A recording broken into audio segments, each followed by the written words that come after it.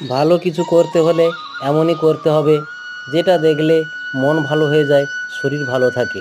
হ্যাঁ বন্ধুরা, ঠিকই দেখছেন। গাছটির বয়স প্রায় 1.5 বছর হলো। গাছটি আমি নিয়ে এসে 6 ইঞ্চি টবে লাগিয়েছিলাম।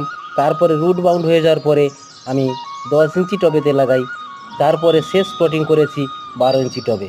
পরিচর্যা পরিচর্যা কী আছে বলবো। আমি নর্মাল গার্ডেন সয়েল, তার সঙ্গে কাঠের ভুসি, সাদা বালি এবং জৈব সারের মিশ্রণ দিয়ে আমি আমার বাগানের সমস্ত গাছ প্রতিস্থাপন করি।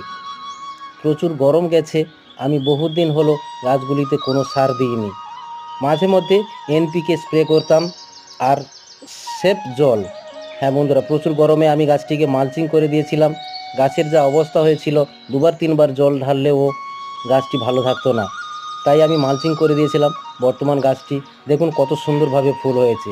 হ্যাঁ বন্ধুরা, সঙ্গে থাকুন, দেখতে থাকুন।